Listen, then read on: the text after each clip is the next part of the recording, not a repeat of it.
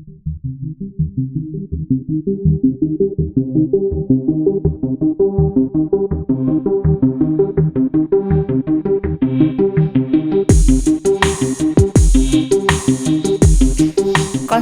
politik semakin meluas namun sangat selektif. Karena jumlah peserta pemilu di tahun 2019 sangat kompetitif, warga yang punya hak pilih mampu untuk mempelajari dari sekian banyak peserta yang sudah lolos seleksi ini, apa saja kelebihan personal dan program kerja yang ditawarkan masing-masing calon. Pilihan politik boleh beda, tapi apa yang menyebabkan perbedaan tersebut? Siapa yang bertanggung jawab menjaga persatuan, persaudaraan, dan kerukunan di masyarakat? Negara, partai politik, atau siapa? Bagi sebagian orang, politik itu menjadi soal benar dan salah. Pilihan warna yang tersedia hanya hitam dan putih, sehingga akhirnya main mutlak-mutlakan. Kami mewawancarai beberapa pemuda untuk ditanyai pendapat mereka mengenai hal-hal yang berkaitan dengan pemilu. Apa benar pilihan politik itu selalu telah hitam dan putih? Atau sebenarnya masing-masing pendukung calon menginginkan hal yang sama?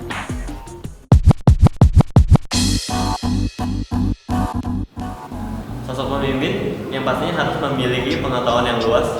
Selain itu dia juga harus memiliki empati yang tinggi, sehingga dia dapat mengerti kondisi di bawahnya tuh kayak gimana. Terus seorang pemimpin juga harus memiliki komunikasi yang baik antara vertikal maupun horizontal. Dengan memiliki komunikasi yang baik, pasti terjamin hubungan kerjasama antara vertikal maupun horizontal. Kalau saya kan orang Islam, jadi saya mengambil suatu pedoman dari Rasulullah SAW. Yang pertama, dia harus sidik. Sidik itu jujur, bisa bertanya jujur. Dua, amanah, dia itu bisa dipercaya. Fatona, tiga, fatona, yaitu dia cerdas. Dan empat, tablik, dia bisa menyampaikan apa yang benar gitu. Nah, terus sama yang bisa menjadi tauladan sih. Soalnya kan juga dia pasti jadi public figure gitu. Menurut saya, pemimpin yang baik harusnya bisa menyejahterakan rakyatnya serta memenuhi kebutuhan rakyatnya. Menurut saya, pertama adalah aspek benar. Pemimpin ini benar-benar ingin memimpin rakyat, ingin membela rakyat, ingin membela kepentingan rakyat, benar-benar mengabdi kepada rakyat, dan benar-benar bekerja untuk rakyat. Tidak terlalu mementingkan asing dan mementingkan negara lain, tapi mementingkan rakyat. Pemimpin itu harus berwibawa dan memiliki karakter yang baik. Dan pemimpin juga harus cerdas dalam memimpin, cerdas dalam manajemen apapun, dan cerdas dalam mengambil suatu keputusan. Dan pemimpin itu harus menyampaikan segala hal yang berkepentingan dengan rakyat. Jadi rakyat harus tahu sedang kondisi negara ini seperti apa, permasalahan apa yang sudah kita hadapkan. Seorang pemimpin harus memberitahukan kepada rakyat. Saya pribadi punya paling nggak 5 parameter untuk menilai suatu pemimpin. Yang pertama tuh kompetensi, tentang seberapa kapabilitas dia untuk menjadi seorang pemimpin. Yang kedua tuh ada hati nurani, tentang dia tahu mana yang benar mana yang salah. Yang ketiga ada belas kasihan, compassion, bagaimana dia mau membantu orang lain. Yang keempat mungkin komitmen, bagaimana dia mau terlibat dalam suatu jabatan, mengabdi pada rakyatnya. Yang kelima yang pasti kejujuran, karena kejujuran mahal banget sih sekarang. Saudara, motif pembunuhan seorang perawat gigi di Kabupaten Sampang, Jawa Timur terungkap. Korban diduga ditembak hingga tewas karena masalah status soal Pilpres 2019 di media sosial. Pelaku penembakan ditangkap tim Reskrim Polres Sampang, Jawa Timur di kediamannya di Kecamatan Sampang, Jawa Timur. Pada polisi, pelaku mengaku kesal dengan unggahan korban yang juga anggota panitia pemungutan suara PPS terkait dengan Pilpres 2019.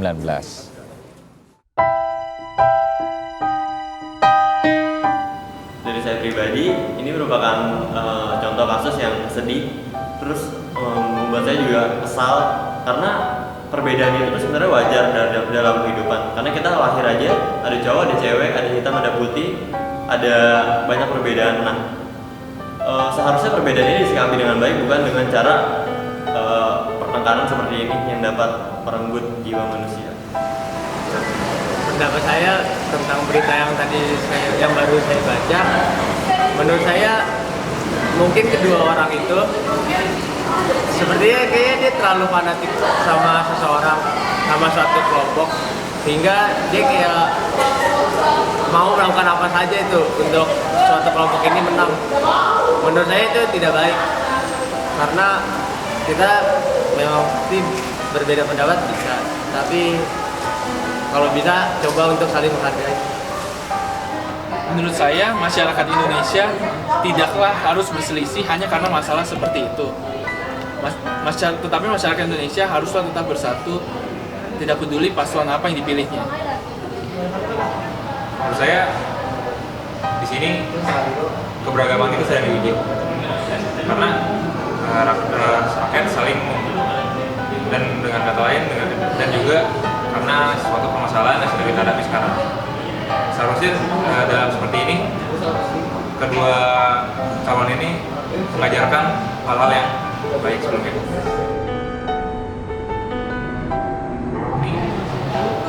Sang kedua kubu ini seharusnya saling mengajarkan kepada pendukungnya bahwa jangan saling menyerang, jangan saling memukul, jangan saling membunuh, jangan saling menyerang satu sama lain. Kita harus hargai perbedaan. Jadi seharusnya kedua pemimpin ini sebelumnya harus membuat ajaran kepada pendukung-pendukungnya untuk menciptakan pilpres yang damai, pilpres yang adil, pilpres yang sejuk. Jadi tidak ada kasus-kasus seperti ini. Agak disayangin aja ya, karena satu pilihan tertentu seorang malah jadi berantem gitu. Padahal kan tiap orang punya pendapatnya masing-masing, punya kepercayaan masing-masing, dan sudah sepantasnya mereka nggak maksa apa yang mereka percaya pada orang lain. Menurut saya sih agak sayang aja, kan bisa dibicarain baik-baik, karena menurut saya inti dari semua masalah itu adalah kurangnya komunikasi.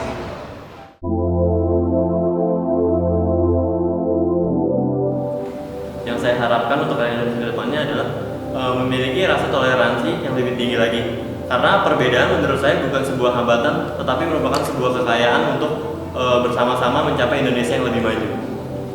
Dan saya harapkan kasus seperti itu semoga tidak terjadi lagi, karena perbedaan pendapat itu pasti, tinggal bagaimana kita menyikapi perbedaan itu sendiri. Saya berharap antara rakyat Indonesia, karena memang kan kita beragam, jadi itu kita harus saling menghargai perbedaannya, karena dari situ juga kita bisa belajar. Kalau nggak ada yang beda, gimana cara belajar? Saya berharap bahwa masyarakat Indonesia bisa tetap bersatu, tidak peduli paslon apa yang dipilihnya maupun paslon apa yang nanti akan menang.